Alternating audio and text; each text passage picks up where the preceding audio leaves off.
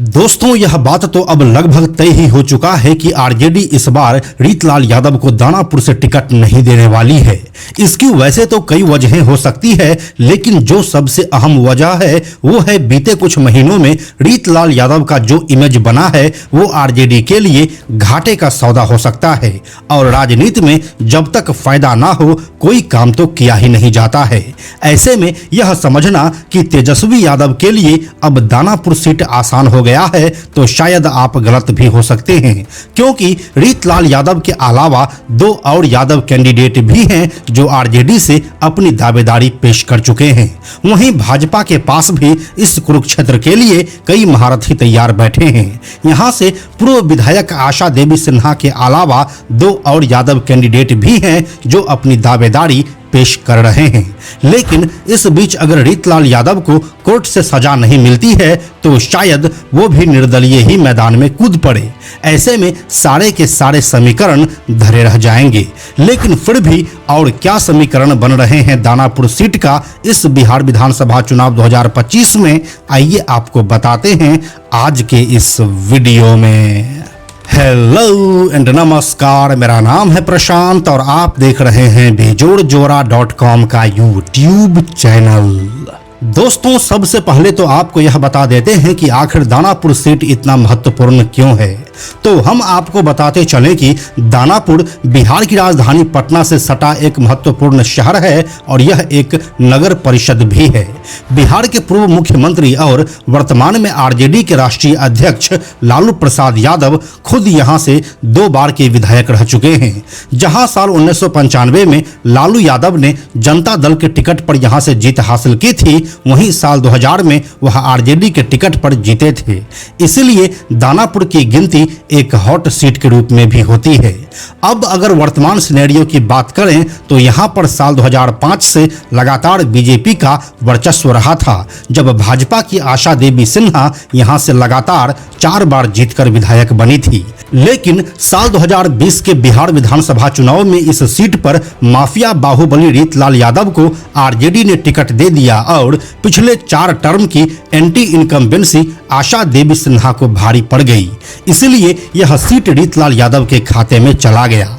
लेकिन हालिया ground report की माने तो दानापुर के जनता का कहना है कि जीत कर जाने के बाद रीतलाल यादव एक बार भी क्षेत्र में घूमने के लिए नहीं आया है और उनके द्वारा बीते सालों में कोई काम भी नहीं किया गया है। ऊपर से रीतलाल यादव खुद मार्च 2025 से रंगदारी वाले एक मामले में कोर्ट और जेल का चक्कर लगा रहे हैं और इसमें उसकी छवि पहले से भी ज्यादा खराब हुई है। फिर लालू परिवार को ब्लैकमेल करना उनको भारी पड़ सकता है और इसीलिए इस बार उसे दानापुर सीट से छुट्टी भी दिया जा सकता है। अब रीतलाल यादव का लालू परिवार को ब्लैकमेल करना क्या है, इसके बारे में हम आपको पिछले वीडियो में बता चुके हैं। इसीलिए अब अगर इस सीट के गणित को समझें तो यहाँ पर कई कैंडिडेट फाइट मार रहे हैं, लेकिन पहले हम आपको आरजेडी के बारे में ही बता देते हैं। तो दोस्तों, यहाँ से आरजेडी के पहली कैंडिडेट के रूप में दीनानाथ प्रसाद यादव का नाम सामने आ रहा है। दीनानाथ प्रसाद यादव कंस्ट्रक्शन के बिजनेस से जुड़े हुए हैं और साथ में आरजेडी के एक एक्टिव मेंबर भी हैं और पिछले कुछ दिनों से वह अपने सोशल मीडिया के माध्यम से खुद को दानापुर से आरजेडी का प्रत्याशी भी बता चुके हैं।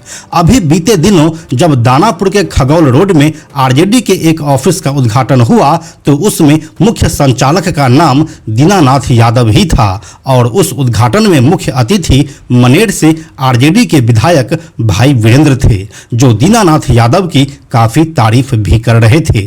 वहीं दूसरी तरफ इस सीट से आरजेडी के ही मनोज कुमार यादव भी अपनी दावेदारी पेश कर रहे हैं।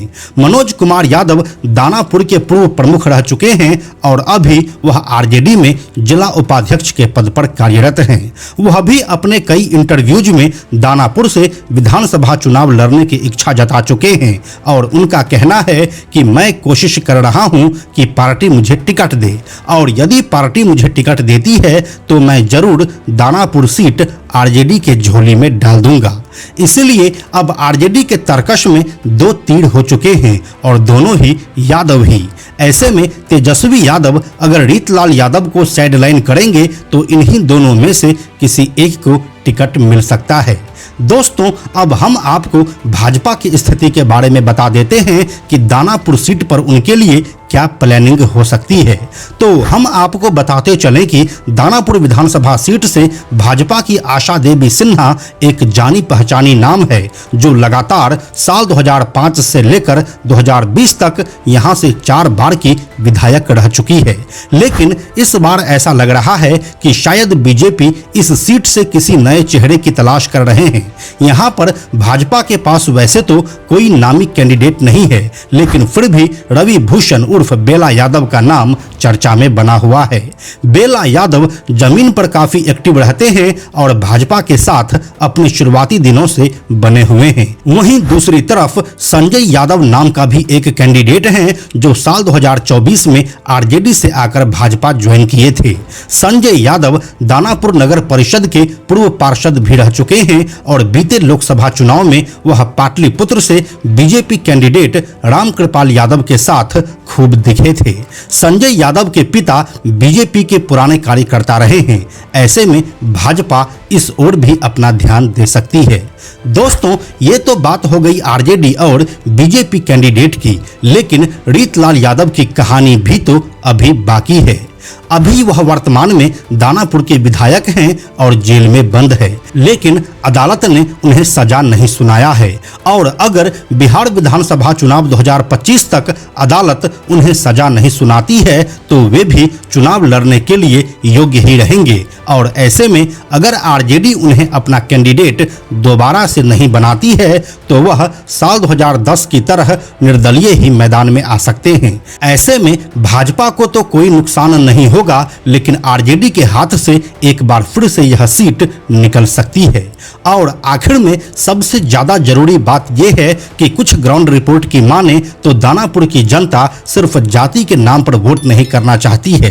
वो एक ऐसे उम्मीदवार की तलाश में है जो उनके बीच रहकर उनकी समस्या को सुने और उसका समाधान निकाले। लेकिन बीते सालों में रीतलाल यादव इसमें बुरी तरह से विफल रहे हैं।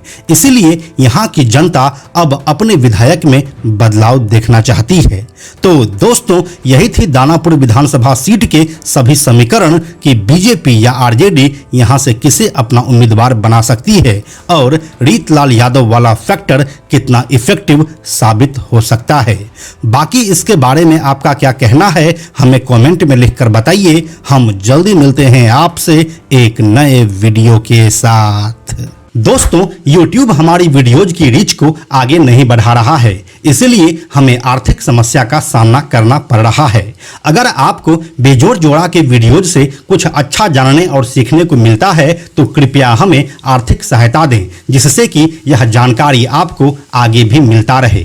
आप हमें 100, 200, 500 या फिर 1000 रुपये से भी अपना समर्थन दे सकते हैं, जिससे कि हम नए नए कहानियों पर लगातार काम करते रहें। आपके सहयोग के लिए धन्यवाद।